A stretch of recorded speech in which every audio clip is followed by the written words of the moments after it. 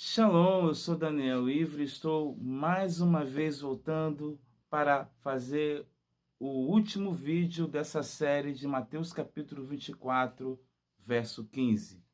Já quero avisar a vocês que se você quiser, todos os estudos anteriores estão na playlist Mateus capítulo 24, verso 15, que é uma série de estudos.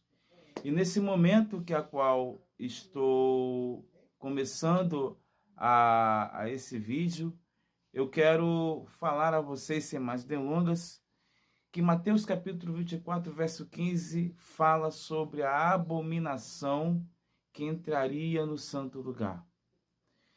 E Jesus ele vai dizer isso para os seus discípulos. O contexto desse versículo está na destruição do templo, em Mateus capítulo 24, onde são seguidos de vários sinais. Até o versículo 15 do capítulo 24, fala que entraria uma abominação no santo lugar. E Jesus fala assim: quem ler Daniel, entenda. Mas antes, eu quero dizer para vocês o seguinte, que abominação em hebraico, ele tem uma conotação de práticas religiosas, fora da lei de Deus, imoralidade e principalmente idolatria.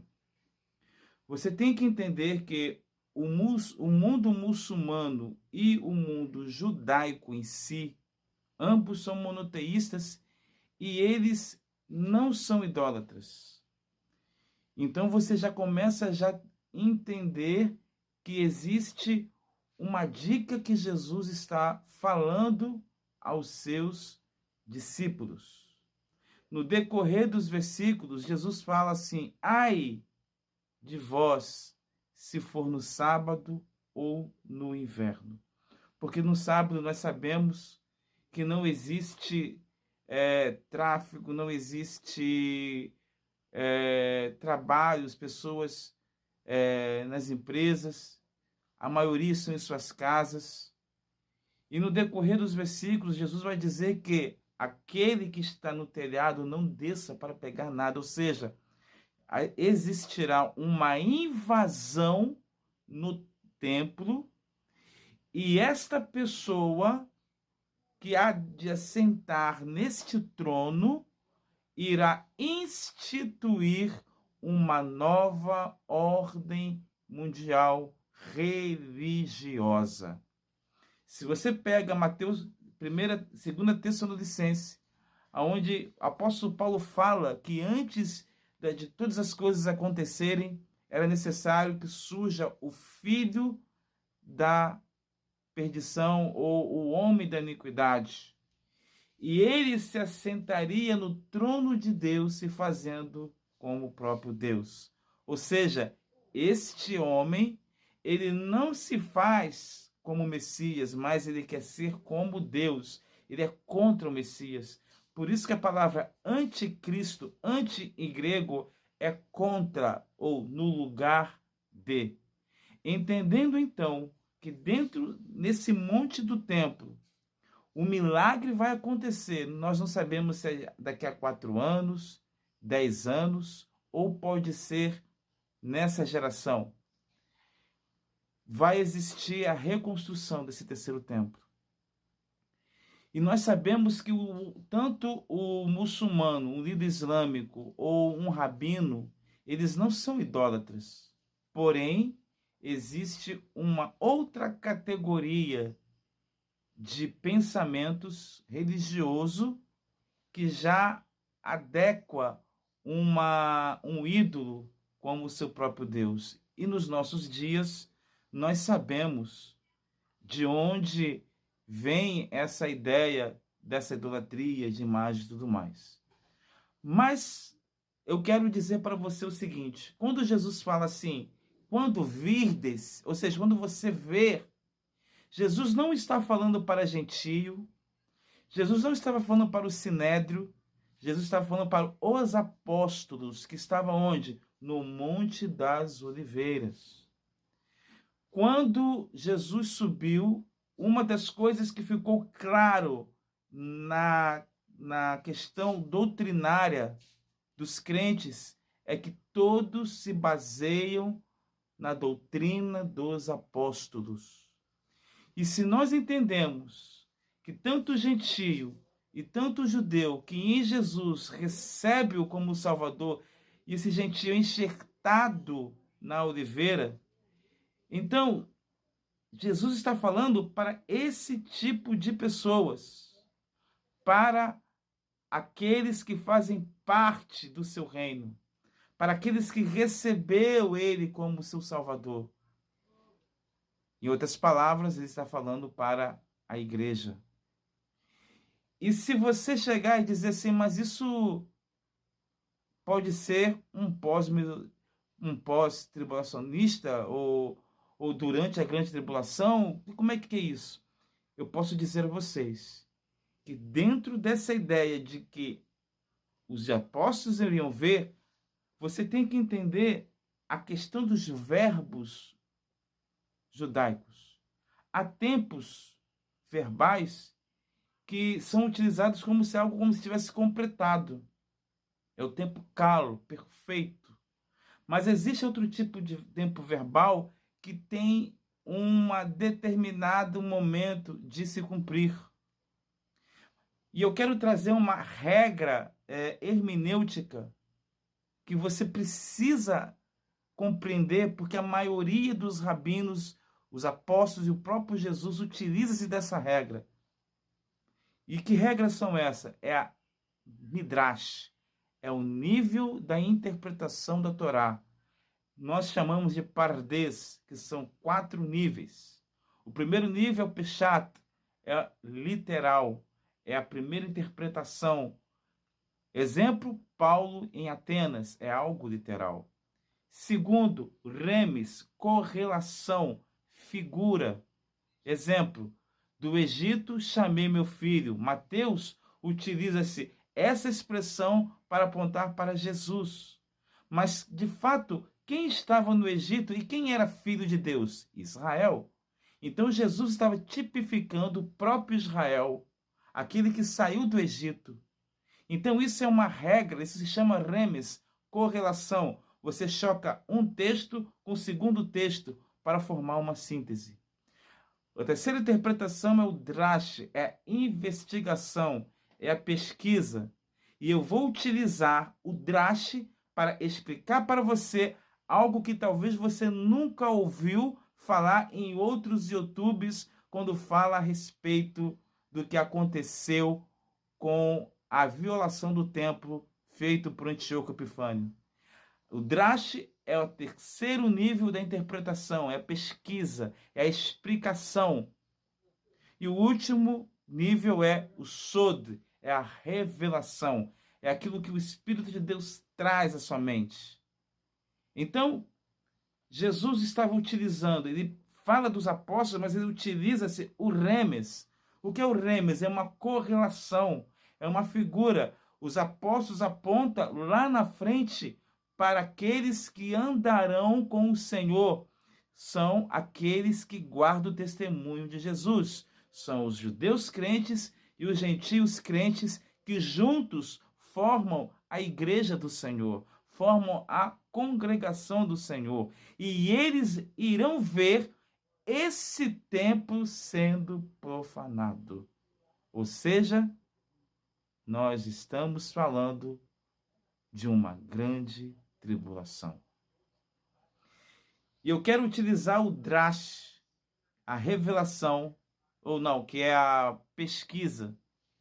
Você sabia que Jesus, ele também deu uma dica, além do remes, nós podemos utilizar o drash, a pesquisa, que durante 168 antes de Cristo, Antíoco Epifânio, ele passou a ser um comandante da Síria. Antíoco Epifânio faz parte da família Seleuco, que é um dos generais de Alexandre o Grande. Quando assim o Alexandre o Grande morreu, 4 generais se levantaram: Seleuco, Lisandro, Ptolomeu e Cassandro. Ptolomeu foi para o Egito, Cassandro ficou na Itália, Seleuco ficou na Síria. Lisâmigro também ficou nessa região da Itália e tudo mais. Mas o que vai existir é brigas de conflito entre os Seleucos e os Ptolomeus. Mas quem sobressai na guerra contra Ptolomeu é da família do Seleuco, o Antíoco Epifânio, o feroz. E ele vai enviar um homem chamado Apolônio de Tiana. Ele, simplesmente, Apolônio, ele foi para Jerusalém, ele entrou no templo judaico, aboliu a lei, confiscou todos os bens dos hebreus, instituiu um novo culto para Zeus e sacrificou no altar de sacrifício um porco. Apolônio, ele é conhecido como um grande filósofo, ele estudou em Roma, ele é muito conceituado nas artes místicas, se tornou mago, mais conhecido como profeta. E quem o conhece o identifica como um Messias grego. Ou seja, Apolônio, ele entra no templo judaico, ele confisca os bens dos hebreus, ele leva a abominação, fazer que todos adorem a Zeus no santo lugar e sacrifica um porco no lugar de um cordeiro. Apolônio, ele é um tipo anticristo religioso. Quando nós falamos que foi o Antíoco Epifânio, foi para a ordem dele, mas na verdade, quem vai instituir o culto aos Zeus em Jerusalém, quem está levando a abominação é um religioso chamado Apolônio de Tiana. Quando Jesus fala, quem ler Daniel entenda, quem tem sabedoria vai pesquisar o que Daniel falou de acordo com a história. E de acordo com a história, nós podemos subentender no futuro que surgirá um líder religioso enviado pelo líder global que vai entrar no templo judaico, vai se assentar como Deus e vai instituir um culto, não para Zeus, mas para o próprio Rassatã. A Bíblia diz que em Apocalipse capítulo 3, a partir do verso 11, esse líder religioso, ele vai dar ordem para que todos utilizam-se de um mesmo pensamento, de uma mesma fala. Esse seria o sinal do anticristo. Não é chip, não é tatuagem. Por quê? Porque ele vai fazer uma paródia entre o tefilim, que você coloca no braço direito e na testa, e você ora. Isso simboliza que a sua mente e o seu coração tem que estar voltado e adorando a Deus. Qual é o sinal do anticristo? É que todos possam pensar em um só pensamento, em uma só linguagem, adorando a besta. Quem vai levar a todos a entender que o líder global é o próprio Deus, é esse líder religioso que vai adentrar no templo judaico. Mateus capítulo 24, verso 15. Jesus estava falando para os seus apóstolos. Eu quero finalizar esse vídeo dizendo aos irmãos: podemos ver o terceiro templo na nossa geração? Sim, mas eu não estou aqui afirmando que poderá ser daqui a 5 anos, 10 anos. Eu não sei a data, porque todas as vezes que você vê algum acordo com os palestinos israelenses, sempre fracasso. Fracassou com Obama, fracassou com George Bush, fracassou com a Europa. Teve um resplendor com os acordos de Abraão, mas com Bin Zayed não foi muito avante e agora está indo com Bin Salman.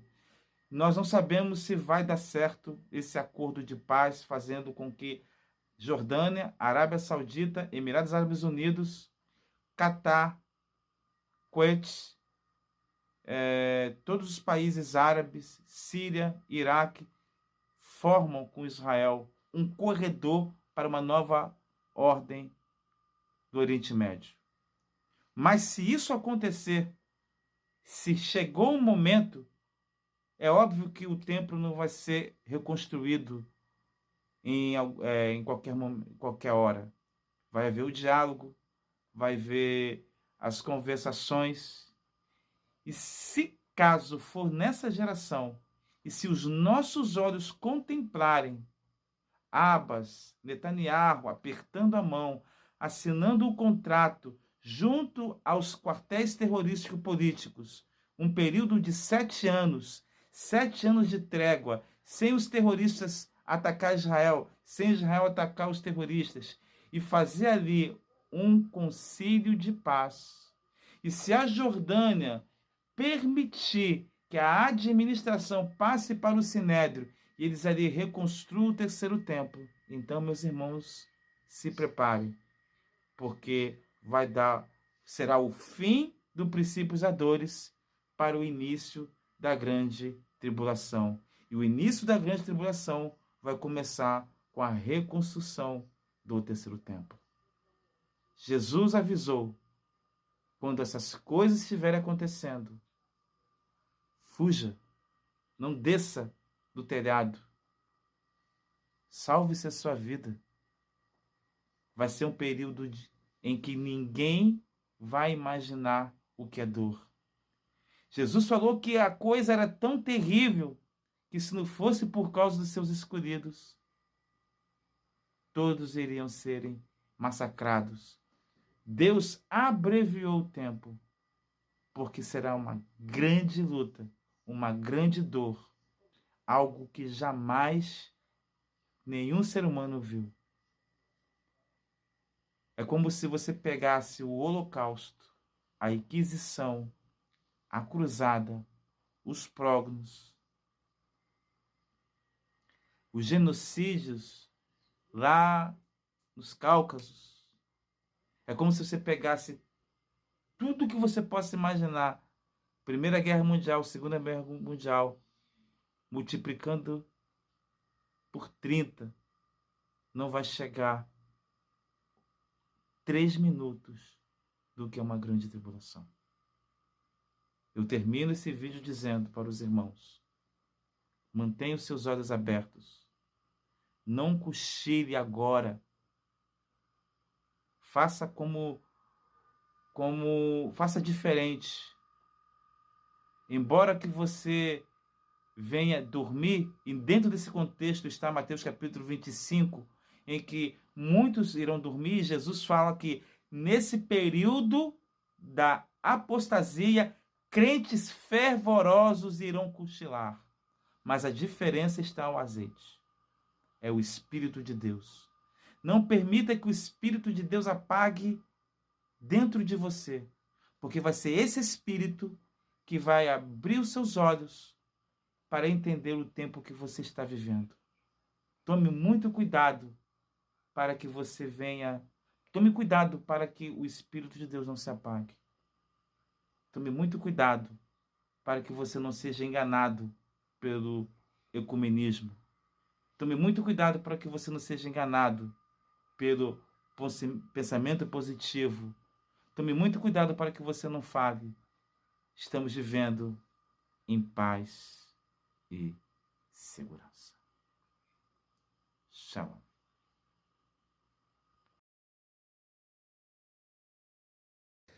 Let's be clear.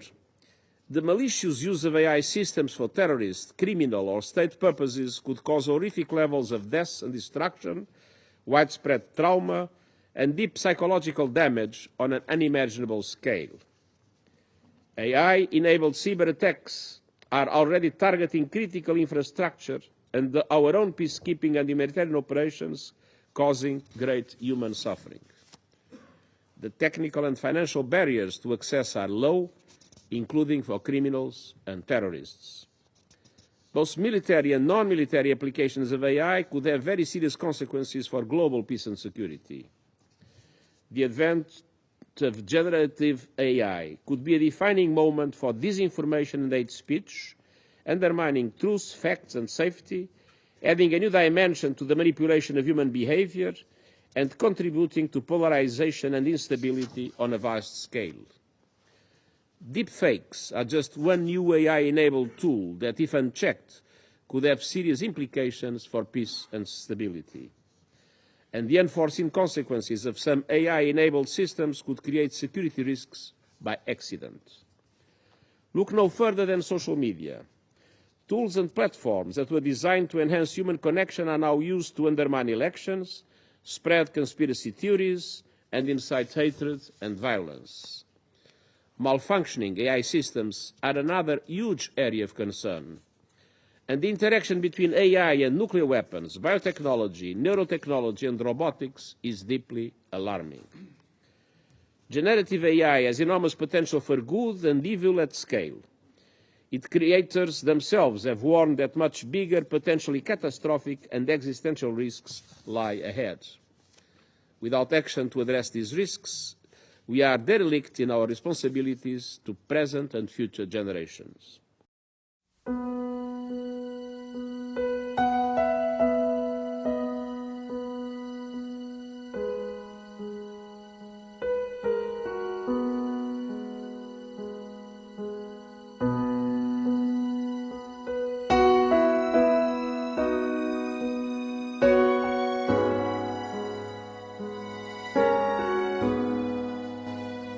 Escureceu os meus caminhos e não pude te enxergar, e duvidei das minhas certezas e não pude te tocar. Então voltei pra dentro